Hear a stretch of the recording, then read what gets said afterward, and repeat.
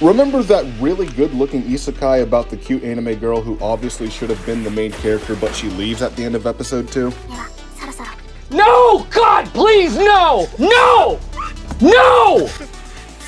No! Well, the folks behind that stain on anime history, Studio Bind, are back this season with Onichan wa Onimai. It is another meticulously drawn and absolutely gorgeous show that's immediately notable for its dazzling color palette and fluid animation, which arguably make it one of the prettiest shows this season. Our protagonist Mahiro wakes up as a girl after being unknowingly drugged by his sister for the sake of her own amusement and must now face the challenges of adapting to his new body along with the dismal reality a total shut-in has to accept when leaving the comforts of home. It's good anime junk food.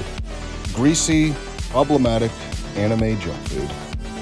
Please stop. And if there's anything from the show we all want besides a couple of tickets to Space Titanic, it's this weird-looking spatula.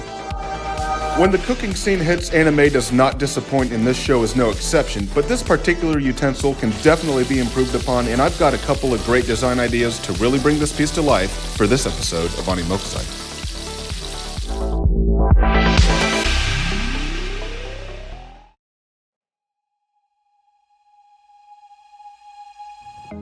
I'm going to start by cleaning up a piece of white oak for this build. It's a satisfyingly dense and more importantly a food safe wood that should give me the color I'm looking for. Now that I've got good edges, I'm ready for a clean miter cut. I'll be using this old spatula as a guide, and I'm giving myself an extra inch for the custom design. A red pine beam is cut down as well for the wood sandwich, but before we get to that, the boards are planed down to ensure a proper glue up and the design is prepared. For that, I'll get the general shape using what I already have and alter it to suit the design as seen in the show. The end is already round, so that's perfect, and I'll come out an extra 1/4 inch at the base of the scoop to compensate for the tapered edges. This is a bit extreme, so my tapers will be more mellow as seen in this shot so we don't lose as much surface area, and since it's wider there, it should also be longer at both ends to remain proportional. The cut here is a little straight for my liking, so I'll be keeping the curved design, and now that I'm satisfied with that, the boards are cut to their final size for gluing. I'll be using this side of the oak piece because the grain is more consistent. I was going to clamp this all together, but I just couldn't do it, so I ended up letting it sit until the glue was dry, then I resurfaced it so my profile template could be attached. I'm going for more of a curve on the scoop than the artist drew, and the handle will have a more notable taper, which will give this a better overall form. If you saw my last video, you'll know I'm not very good on the bandsaw. The curve part went alright, but I just have a really hard time getting these to cut straight. You can actually pinpoint the second when his heart rips in half. And now. So I had some issues to plane out on the first pass, but with the profile now freed from the plank, I can glue up for the next cut. With my other template attached, I can move on, and this was a lot easier because I'm not going through as much wood. Now that I have the basic form, I'll true it up on the drill sander to get the bigger nicks out before dressing the profile. Nice! After grinding off the template, I discovered several issues. I chipped the tip of the scoop while running it through the planer, so that was corrected, and the line where the scoop begins isn't straight, so I'll be working on that as well.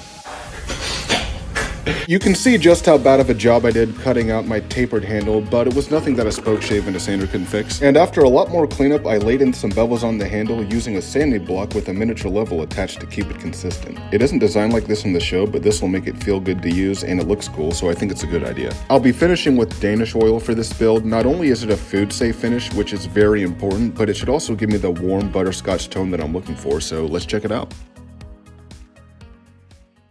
I was pretty drunk when I was watching episode 3 and came up with this idea, but it ended up being worth it. This is a great way to turn $1's worth of wood into at least 10, and the overall figure is quite satisfying. I went with more of a guitar pick shape at the end of the handle to personalize it further, and I was able to dish out the scoop a bit for maximum performance. The color I achieved looks very accurate as well, and considering all those features along with all of the other design elements involved here, this has definitely turned out to be one of the spatulas of all time. If you like household items from anime as much as I do, then check out one of these videos, let me know what to build next, and subscribe for more builds from your favorite anime and video games.